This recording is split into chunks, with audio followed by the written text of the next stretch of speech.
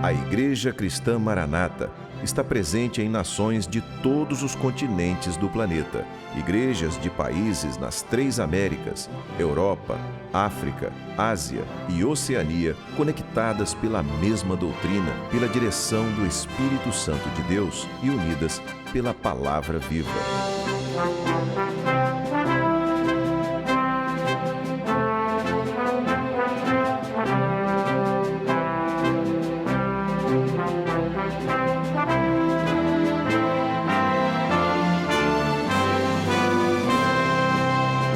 Irmãos de todas as partes do mundo participam de um mesmo culto, em conjunto, no mesmo corpo e no mesmo espírito.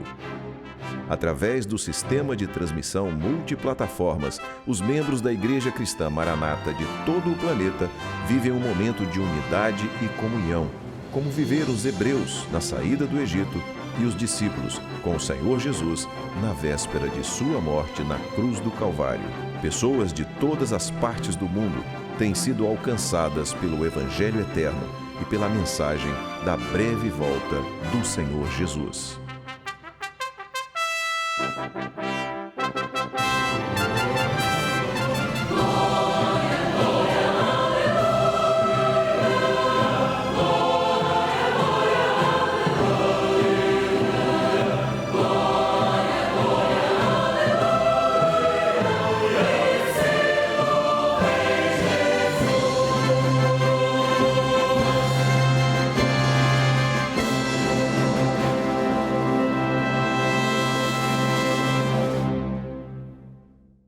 Olá, quero desejar a todos os que nos assistem a paz do Senhor Jesus Cristo.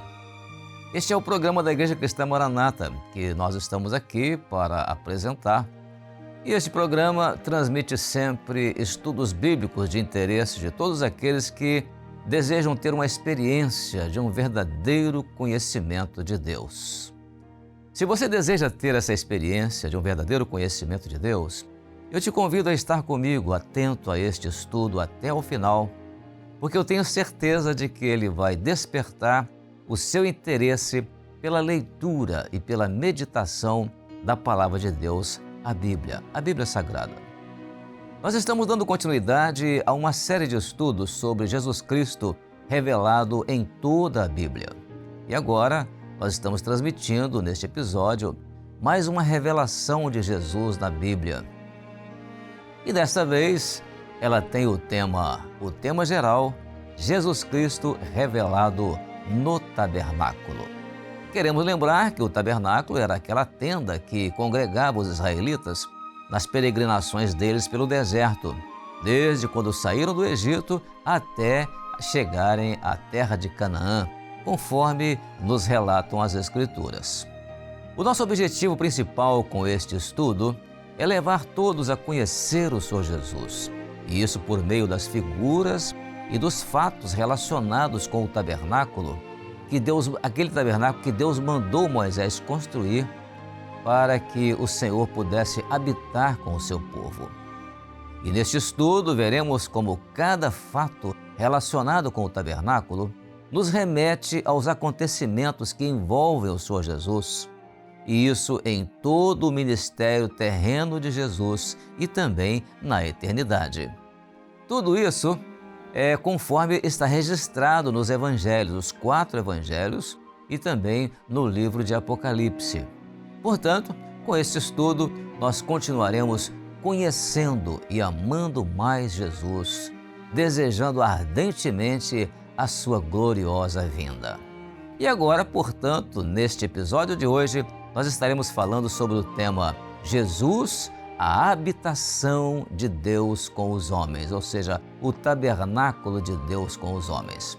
Então vamos começar pela leitura de um versículo que está na carta aos Hebreus, lá no capítulo 9, versículo 11, e esta carta aos Hebreus, capítulo 9, versículo 11, diz exatamente assim: Mas vindo Cristo, o sumo sacerdote dos bens futuros, por um maior e mais perfeito tabernáculo, não feito por mãos, isto é, não desta criação. O nosso enfoque hoje, então, será exclusivamente descobrir a pessoa do Senhor Jesus no plano de Deus, o plano que Deus fez para habitar com o seu povo. Povo esse oriundo das promessas feitas por Deus aos patriarcas, quando Deus prometeu isso a Abraão e também a Isaque e também a Jacó. Nós veremos então agora um perfeito paralelo entre a forma como Deus usou para habitar com o povo da antiga aliança, isso lá no Velho Testamento, e a forma usada por Deus para habitar com o seu povo na nova aliança, ou seja, a Igreja de Jesus, aquela com quem Deus fez uma aliança através de Jesus, é aquela igreja oriunda de todas as nações e também as nações que são chamadas de gentios. Deus vai escolher um libertador. E esse libertador vai retirar o povo de Deus do cativeiro do Egito para conduzi-lo pelo deserto até a terra prometida. A terra prometida, ela foi exatamente resultado da promessa feita aos patriarcas.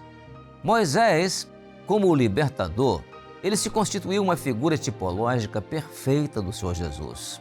Jesus foi exatamente o libertador escolhido por Deus para retirar a sua igreja do cativeiro do pecado neste mundo e conduzi-la pelo deserto deste mundo. E isso para ela habitar para sempre com ele um dia lá na eternidade. Ainda no seu nascimento, quando o anjo Gabriel anunciou a Maria o nome da criança que estava sendo gerada no seu ventre, ali se cumpriu a profecia do profeta Isaías sobre o nome de Jesus.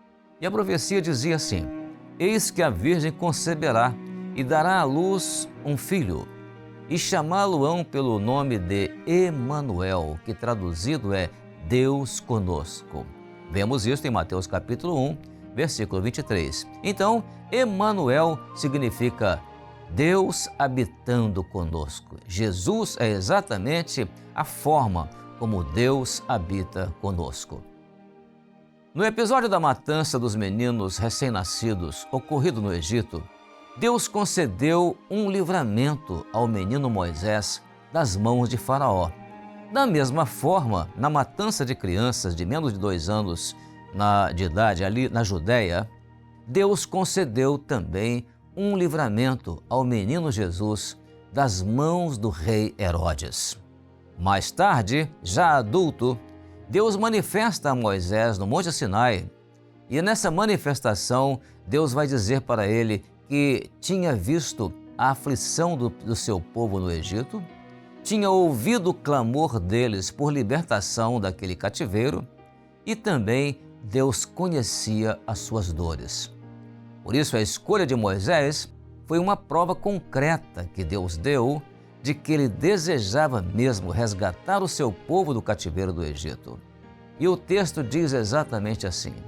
O texto bíblico fala: e disse o Senhor, tenho visto atentamente a aflição do meu povo que está no Egito, e tenho ouvido o seu clamor por causa dos seus exatores, porque conheci as suas dores. Isso está escrito em Êxodo, capítulo 3, versículo 7. A manifestação de Deus para retirar o homem do cativeiro do pecado foi movida pelo mesmo desejo de Deus. Ele viu a aflição que o pecado trouxe ao coração do homem neste mundo. Ele ouviu o clamor da alma do homem por uma salvação da condenação eterna do pecado. E, por fim, Deus conheceu as nossas dores ao enviar Jesus ao mundo para levar sobre ele todas as nossas dores. E isso foi profetizado também pelo profeta Isaías, quando ele disse assim: verdadeiramente ele, quer dizer, Jesus, tomou sobre si as nossas enfermidades e as nossas dores levou sobre si, e nós o reputamos por aflito, ferido de Deus e oprimido. Mas ele foi ferido pelas nossas transgressões e moído pelas nossas iniquidades. O castigo que nos traz a paz estava sobre ele, e pelas suas pisaduras fomos sarados. O profeta Isaías profetizou essas palavras lá no capítulo 53 do seu livro, versículos 4 e 5.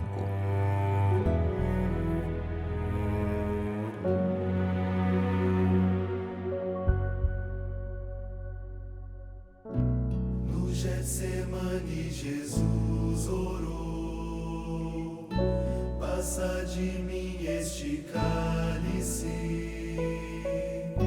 mas o altar estava pronto para o receber. O cutelo, a lenha, o fogo aguardavam o Cordeiro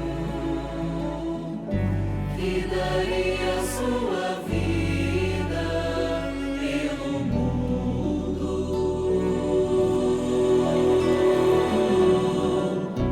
Ao largar desceu o fruto da videira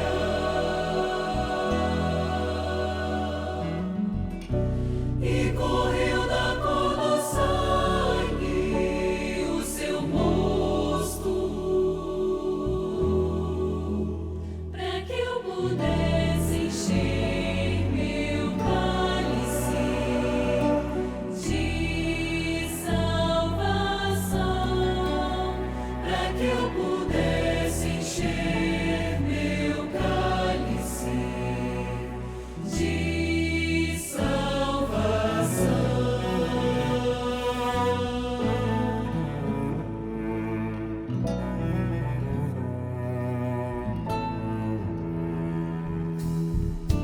Hoje aqui nós celebramos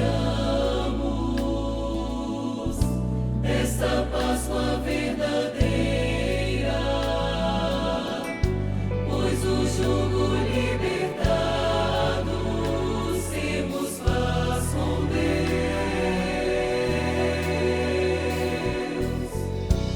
como membros de um só corpo, partilhamos de um mesmo pão e bebemos deste cálice do seu sangue.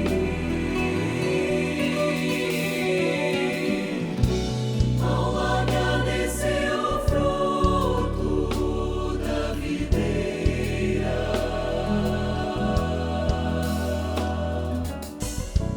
e correu da cor do sangue o seu mosto, para que eu pudesse encher meu cálice de salvação, para que eu pudesse encher meu cálice de salvação.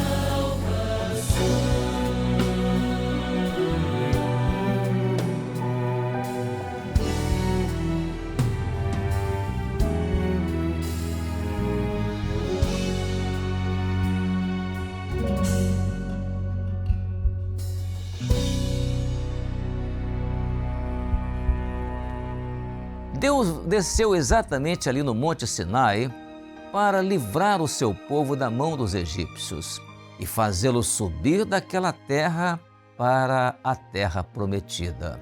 E foi exatamente essa expressão usada por Deus quando falou com Moisés, dizendo: portanto, desci para livrar o meu povo da mão dos egípcios e para fazê-lo subir daquela terra a uma terra boa e larga, uma terra que mana leite e mel. Deus fala isso com Moisés, lá conforme escrito no livro de Êxodo, capítulo 3, versículo 8. Da mesma forma, Deus desceu também ao Monte do Gólgota. E lá, Deus fez isso para resgatar a Igreja de Jesus das garras do pecado, fazê-la subir deste mundo, e isso no seu arrebatamento, para ela poder viver lá na Jerusalém celestial eternamente com Jesus. Jesus garantiu isso aos que crescem nele como seu Salvador, e ele garantiu isso dizendo exatamente assim: na casa de meu Pai há muitas moradas, e se não fosse assim, eu vou-lhe teria dito: vou preparar-vos lugar.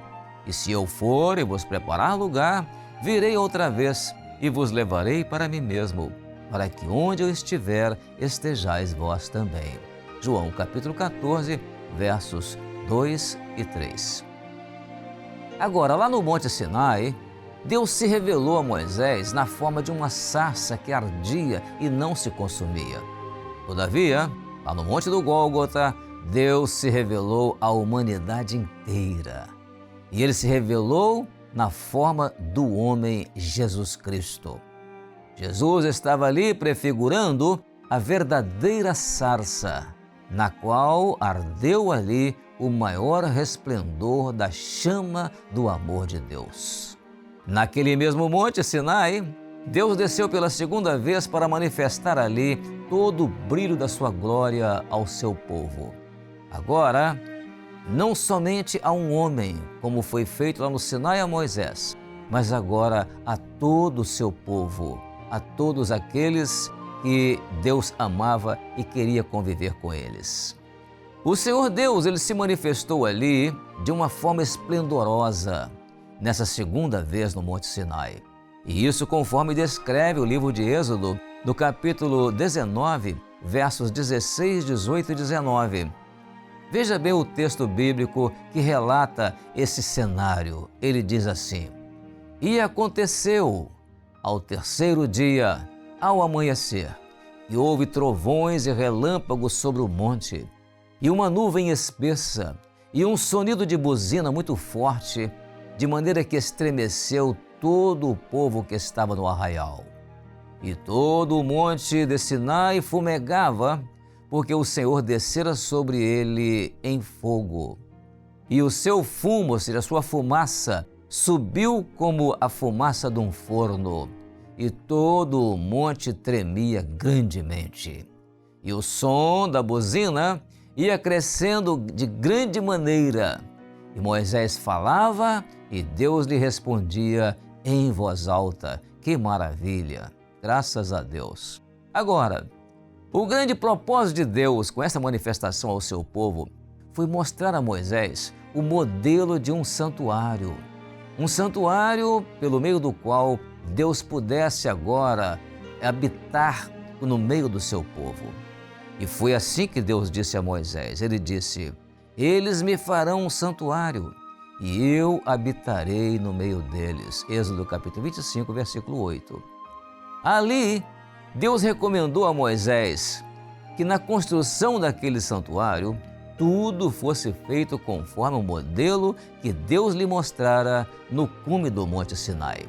E Deus disse exatamente assim: Atenta, pois, que o faças conforme o seu modelo, aquele que te foi mostrado no monte. Êxodo capítulo 25, versículo 40. A primeira manifestação de Deus a Moisés no Monte Sinai, através da sarça que ardia e não se consumia, foi para preparar o libertador, aquele que iria retirar o povo de Deus do cativeiro do Egito. Da mesma forma, através da morte de Jesus lá na cruz, no Monte do Calvário, Deus preparou ali o libertador para oferecer à humanidade inteira a salvação do cativeiro do pecado. Da mesma forma que ocorreu a segunda manifestação de Deus no Monte Sinai, na qual a glória de Deus foi revelada a todo o povo, Deus se manifestou também segunda vez à humanidade, enviando o seu Espírito Santo. E isso aconteceu no dia de Pentecostes, lá em Jerusalém, conforme registra Atos capítulo 2. O mesmo cenário glorioso da manifestação de Deus no Monte Sinai, ele aconteceu dentro daquele cenáculo, ali onde estavam os discípulos de Jesus. Eles estavam reunidos em um número de cerca de quase 120 pessoas. E ali eles ouviram o som como de um vento impetuoso. Era o sopro do Espírito Santo de Deus.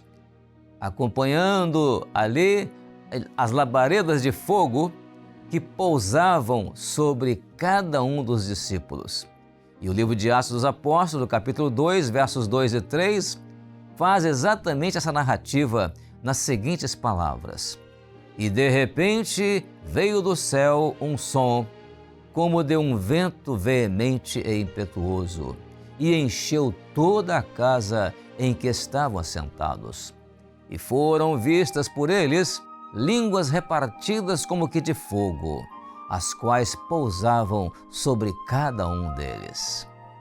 Outro propósito de Deus nesta segunda manifestação sobre o Monte Sinai foi de dar conhecimento ao seu povo sobre aquilo que não agradava a Deus.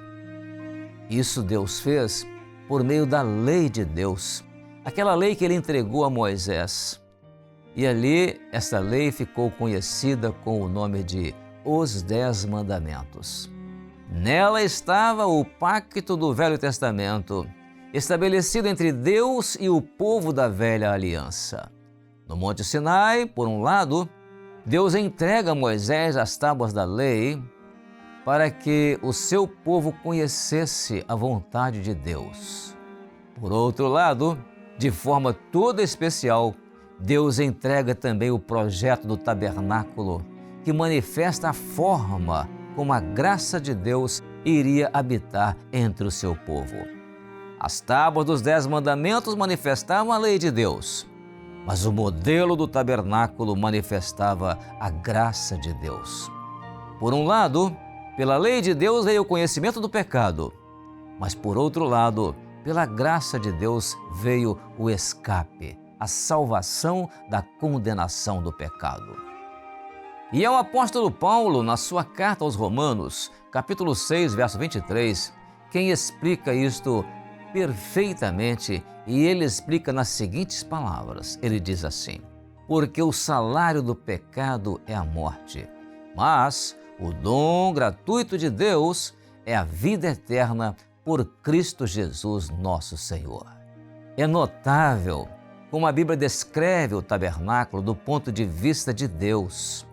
E lá no capítulo 25 do livro de Êxodo, a partir do verso 10, começa ali falando sobre a Arca da Aliança, aquela que ficava dentro do lugar santíssimo.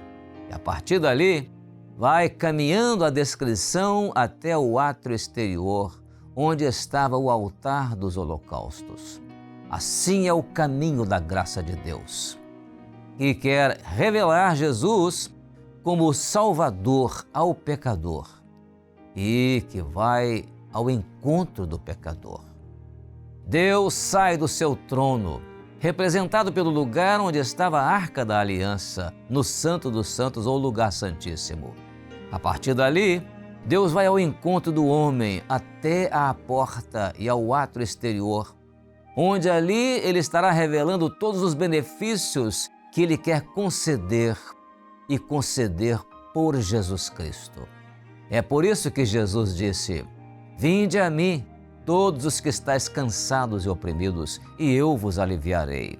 Quem registra estas palavras é o Evangelho de Mateus, no capítulo 11, verso 29. Já no caminho do homem, esse caminho é o caminho da fé. Ele vai ao encontro de Deus. E isso ele faz através de um novo e vivo caminho, que é o sangue de Jesus. E a carta aos Hebreus, do capítulo 10, versos 19 e 20, vai falar exatamente dessa única forma de o homem ter acesso à presença de Deus.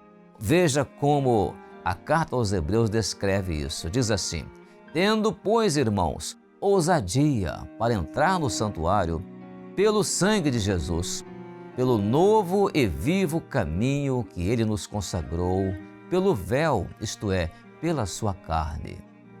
Ele começa pela porta, o homem começa pela porta que nos fala de Jesus. Ao receber a revelação de Jesus, então a partir dali, ele passa a entender que agora ele está separado do deserto, ou seja, do mundo. E ele está separado pela santificação, representada ali por aquele cortinado que rodeia o tabernáculo, e que o sangue do Cordeiro permite que ele agora se aproxime de Deus. Podemos considerar dois caminhos no tabernáculo: o caminho da graça de Deus, que é revelada em Jesus como aquele que vai ao encontro do pecador. E ali, o caminho da fé, que é palmilhado pelo pecador e que vai ao encontro de Deus por meio de Jesus, o único Salvador. Paulo fala sobre esse caminho da graça e também o caminho da fé em sua carta aos Efésios, no capítulo 2, nos versos 8 e 9, ele diz assim: porque pela graça sois salvos, por meio da fé. E isso não vem de vós, é dom de Deus, não vem das obras, para que ninguém se glorie. Falando sobre o trono da graça de Deus, a carta aos Hebreus, capítulo 4, verso 16, nos garante uma coisa. Ela nos garante: cheguemos, pois, com confiança ao trono da graça, para que possamos alcançar misericórdia e achar graça, a fim de sermos ajudados no tempo ou em tempo oportuno. Maravilhosa graça, maior que o meu pecar,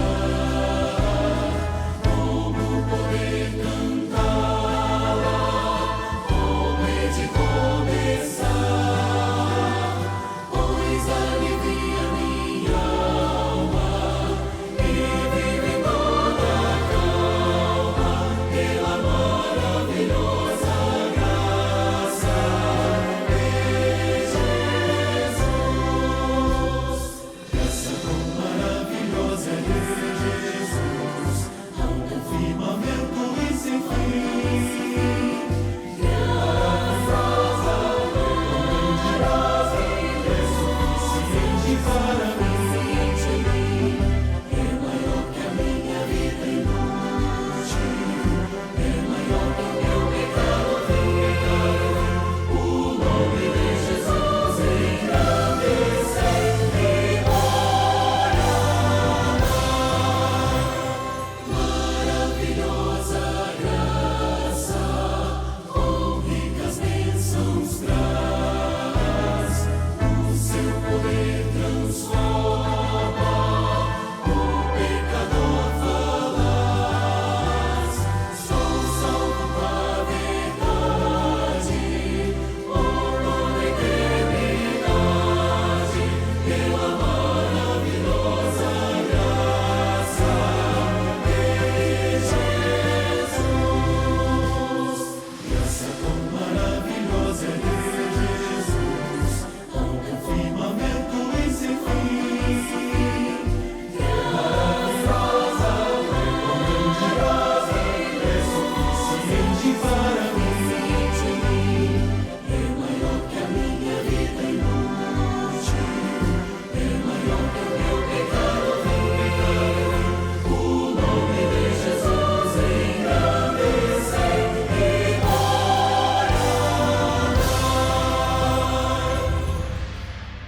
Assim nós esperamos que esse estudo tenha trazido um conhecimento mais profundo sobre a pessoa bendita do nosso amado Salvador, o Senhor Jesus Cristo.